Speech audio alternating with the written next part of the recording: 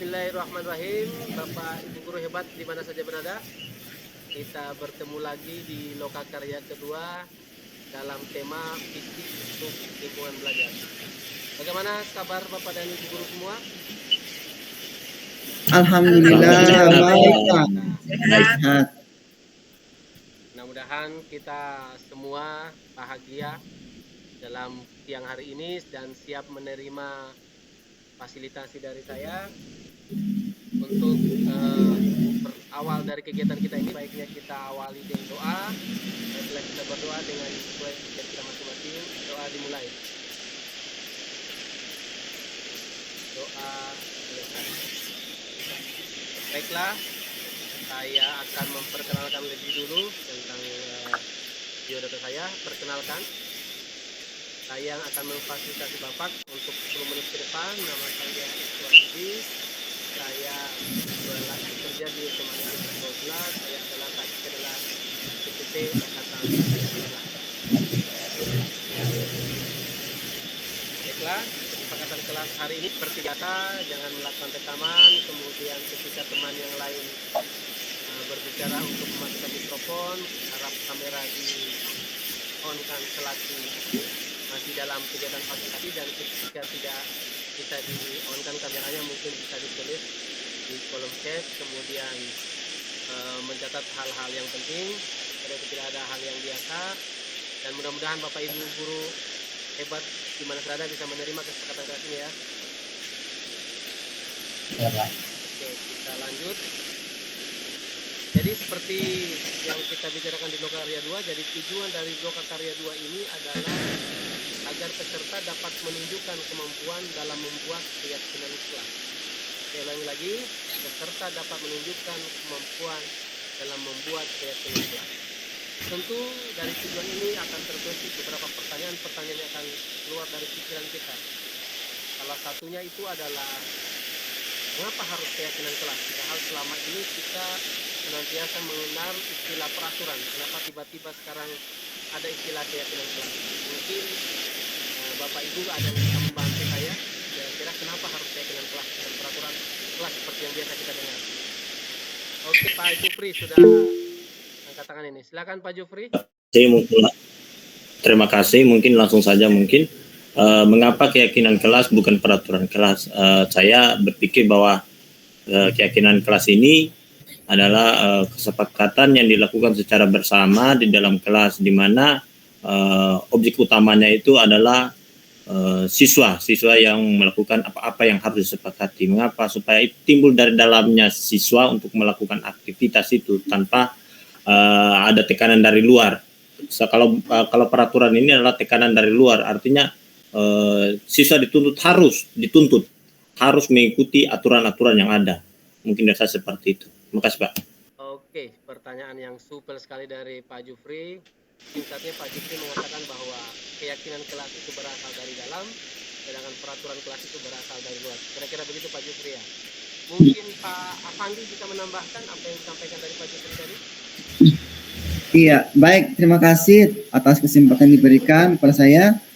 Ya, menyambung apa yang disampaikan Pak Jufri itu, bahwa memang betul ya, keyakinan kelas ini merupakan inisiatif bersama, begitu, dibuat atas dasar kesadaran, kemauan untuk melakukan perubahan terhadap diri, sehingga kita dalam menjalankan keseharian di kelas itu ada norma, ada nilai yang kita tanamkan dalam diri kita. Tetapi kalau peraturan ini kan kayak paksaan kita. Nah, kita dipaksa untuk ini dan itu. Nah, ini tidak bagus untuk kita. Nah, demikian dari saya. Terima kasih. Oke, ya.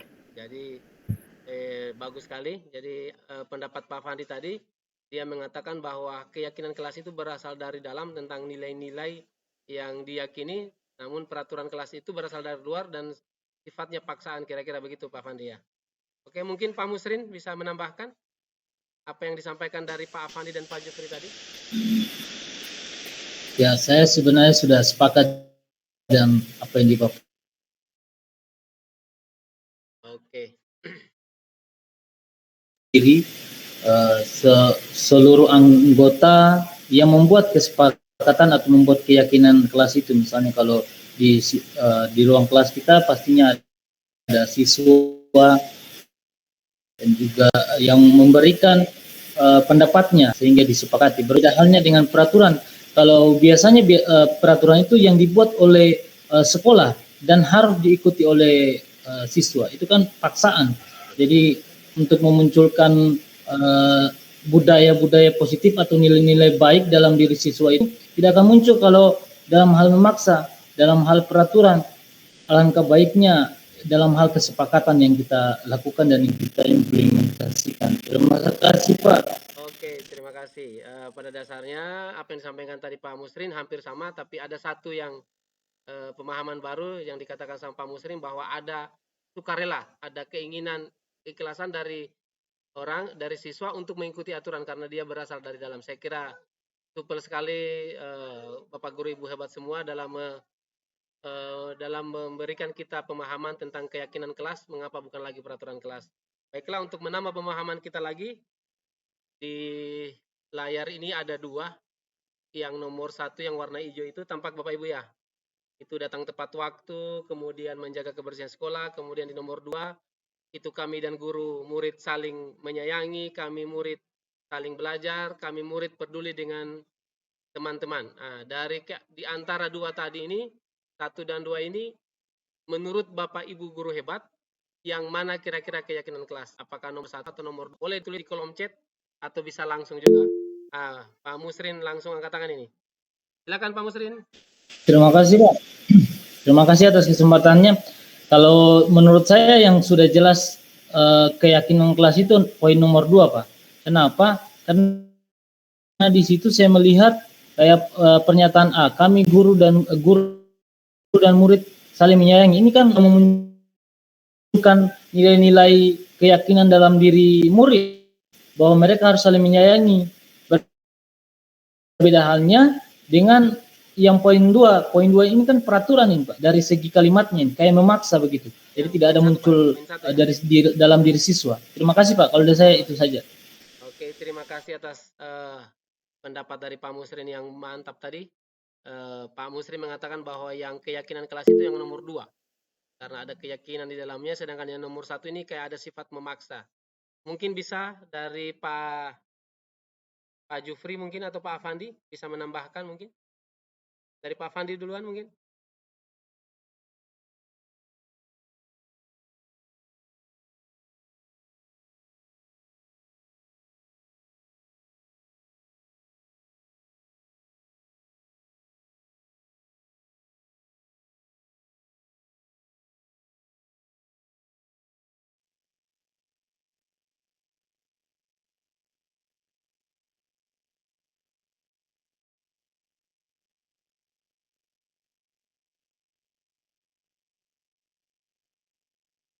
Oke, maaf tadi sempat gangguan jaringan. Bisa diulangi tadi dari Pak Afandi? Baik, terima kasih atas kesempatan diberikan. Menurut saya yang merupakan keyakinan kelas itu adalah di bagian warna putih ya. Di nomor 2, ketika kita membaca kalimat-kalimat ini, misalnya kami guru dan murid yang saling menyayangi. Kalimat ini kalau kita dengar langsung kita sepakat, pasti setuju. Kami murid yang semangat belajar, pasti kita sepakat. Yang ketiga juga seperti itu. Ini menunjukkan ini suatu keyakinan begitu. Ya, demikian dari saya. Oke, terima kasih. Jadi terima kasih atas masukannya tadi Pak Fandi. Jadi jawaban Pak Fandi dengan Pak Musrin sama tadi ya, bahwa mengatakan bahwa yang nomor 2 ini adalah, dan memang Ibu hebat, yang di antara 2 ini memang yang nomor 2 itu adalah keyakinan kelas.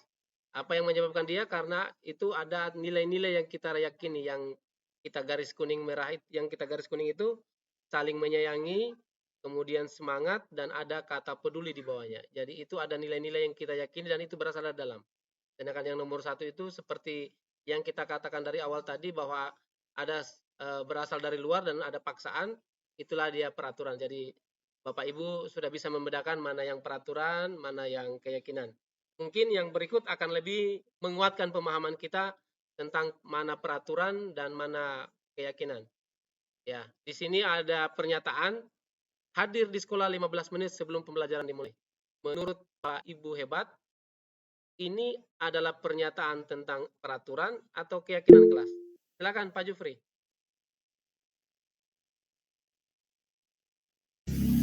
Menurut saya ini peraturan karena di sini ada tekanan dari luar bahwa harus hadir di sekolah 15 menit sebelum pembelajaran dimulai.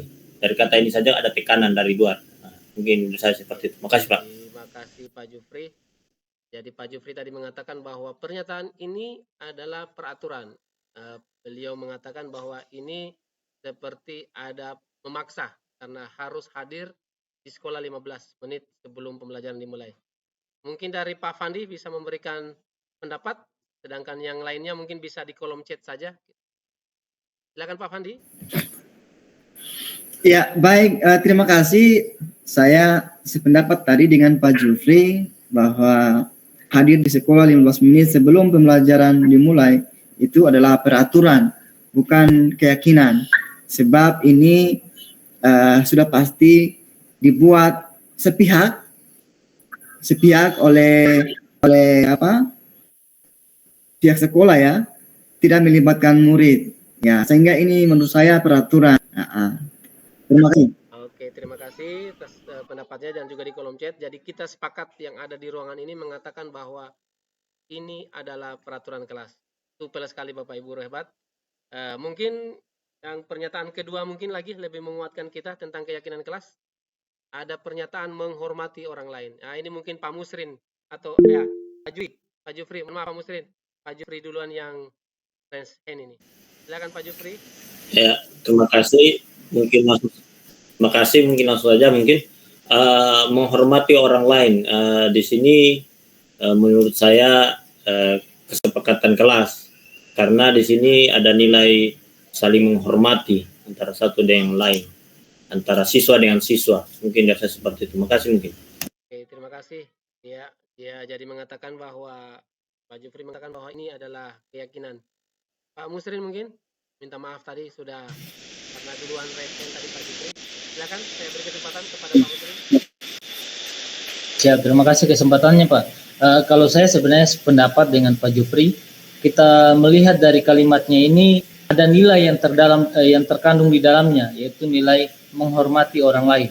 Kalau sudah ada nilai, menurut saya itu sudah termasuk keyakinan kelas, bukan peraturan kelas. Terima kasih Pak. Oke, terima kasih atas pendapatnya Pak Musrin, supel sekali. Dari kedua pendapat tadi kita sepakat memang ini adalah kalimat dari keyakinan kelas, karena ada nilai-nilai di dalamnya, yaitu nilai salimat. Ya, saya kira Bapak Ibu semakin memperkuat perbedaan antara keyakinan kelas dan peraturan kelas. Mungkin yang terakhir ini selalu mengembalikan buku ke tempatnya. Mungkin Pak Afandi bisa membantu. Ini apakah keyakinan kelas atau peraturan kelas? Iya, baik. Terima kasih. Menurut saya itu merupakan peraturan, ya, karena ada sedikit tekanan begitu, selalu mengembalikan buku ke tempatnya. Itu menurut saya, kecuali dipoles lagi ya, atau supaya berubah makna. Terima kasih. Oke, terima kasih Pak Fandi atas pendapatnya yang super sekali. Pak Fandi mengatakan bahwa ini adalah peraturan kelas dan harus dirubah. Kira-kira menurut Pak Fandi, kalau ini peraturan kelas supaya ingin dijadikan keyakinan kelas, kira-kira apa kata yang cocok untuk menggantikan kata peraturan ini? Mungkin kalau diganti dengan kata tanggung jawab. Harus ada unsur tanggung jawab. Ya, karena tanggung jawab bukan nilai. Ya. Tanggung jawab. Jadi menurut Pak Fandi, bagusnya peraturan ini dengan rasa tanggung jawab atau bertanggung jawab ya. Mungkin Pak Jufri bisa menambahkan raise hand-nya Pak. Ya, mungkin saya tambahkan sedikit, tidak mengurang apa yang dijelaskan oleh Pak Fandi. Mungkin di situ saya melihat ada harusnya siswa disiplin, artinya rasa disiplin tanggung jawab saya tambahkan dengan kedisiplinan. Mungkin dasar seperti itu. Terima kasih. Terima kasih. Ya, jadi pendapat dengan Pak Fandi tadi, Pak Fri. Terima kasih. Dia mengatakan bahwa ini adalah peraturan dan sebaiknya diubah menjadi keyakinan kelas. Jadi kalau Pak Fandi mengatakan tadi ini adalah tanggung jawab, Pak Jufri mengatakan bagusnya ini ditambah juga dengan disiplin. Ya, memang kedua-dua ada nilai yang memang harus kita yakini, disiplin dan tanggung jawab, dan itu memiliki nilai luas bila diaplikasikan dalam kehidupan sehari-hari. Saya kira Pak Ibu semakin mantap dengan memahami tentang peraturan dan keyakinan kelas. Terakhir, saya ingin menghubungkan tentang keyakinan kelas dengan budaya positif di sekolah. Mungkin Pak Musrim bisa memberikan kita masukan atau pendapat bagaimana keyakinan kelas ini dengan membangun budaya positif di sekolah. Terima kasih atas kesempatannya. Mengapa keyakinan kelas itu penting dapat untuk membangun budaya positif? Menurut saya, keyakinan kelas itu penting karena di dalam keyakinan kelas itu mengandung nilai-nilai positif. Dengan nilai-nilai itulah yang dilakukan pembiasaan-pembiasaan sehingga memunculkan budaya-budaya positif yang ada dalam diri siswa. Sehingga siswa itu terus membudayakan hal-hal positif dari keyakinan-keyakinan kelas yang telah disepakati bersama sebelumnya. Kalau dari saya itu saja, Pak. Terima kasih. Oke, mantap sekali. Jadi Pak Musrin tadi mengatakan bahwa simpelnya itu adalah budaya positif di sekolah sangat penting, dan untuk membangun budaya positif di sekolah dimulai dari keyakinan kelas yang ada di kelas masing-masing sehingga kemudian membentuk budaya positif. Mungkin Pak Fandi sepakat ya dengan Pak Musrin? Sepakat memang. Jadi keyakinan kelas itu sangat penting karena dari kelas-kelas dengan keyakinan-keyakinan yang sudah dengan nilai-nilai yang dipahami akan membangun sebuah budaya positif di sekolah. Akhirnya kita sampai di akhir sesi kita hari ini. Sudah sekitar 10 menit kebersamaan kita. Mungkin salah satu atau dua dari Bapak atau Ibu yang memberikan kesimpulan tentang pembelajaran yang bisa kita dapat dari pembelajaran kita selama 10 menit tadi. Mungkin raise hand mungkin atau bagaimana ini? Pak Musrin mungkin. Halo, Pak Musrin. Ya, terima kasih kesempatannya, Pak. Jadi kalau saya ambil kesimpulan, ini saya cerita sedikit, Pak. Tadi itu saya berpikir mirip sebenarnya peraturan dan keyakinan, tapi setelah mendapat pemahaman dari Bapak, saya memahami bahwa keyakinan kelas itu ternyata mengandung nilai di dalamnya, sehingga memunculkan nilai-nilai itu dan memunculkan budaya positif dalam diri siswa. Dan menurut saya keyakinan kelas ini sangat baik diterapkan di satuan pendidikan saya khususnya, Pak. Terima kasih, Pak. Terima kasih atas kesimpulan yang sangat bagus sekali dari Pak Musrin.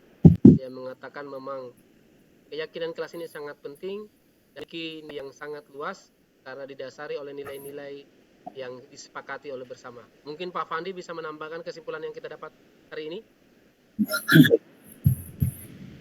Iya, baik, terima kasih. Saya sebenarnya sepakat dengan Pak Muslim tadi. Artinya keyakinan kelas itu akan memunculkan budaya positif karena setelah kita meyakini, otomatis kita akan berpegang teguh pada keyakinan itu. Setelah kita berpegang teguh keyakinan itu, maka kita akan menyadari dan menjadi sebuah kebiasaan kita ya sehari-hari di sekolah. Terima kasih. Oke, terima kasih atas kesimpulannya. Jadi Pak Fandi tadi mengatakan bahwa keyakinan kelas kemudian akan membentuk budaya positif di sekolah dan lama-kelamaan akan menjadi kebiasaan kita sehari-hari yang akan kita bawa di kehidupan nyata. Saya kira supel sekali semua, kita sepakat semua. Tidak terasa kebersamaan kita sudah lebih dari 10 menit. Sebagai akhir dari kegiatan kita ini, saya sudah membagikan link di kolom chat untuk mengisi refleksi tentang pembelajaran kita hari ini, tentang 4P, apa yang telah peristiwa, apa yang kita rasakan sekarang, perasaannya kita bagaimana, serta pembelajarannya. Nanti refleksinya diisi sampai dengan sebentar malam, saya tunggu. Terima kasih atas kebersamaan Bapak dan Ibu guru hebat semua. Terima kasih atas waktunya. Billahi taufiq. Assalamualaikum warahmatullahi wabarakatuh. wabarakatuh.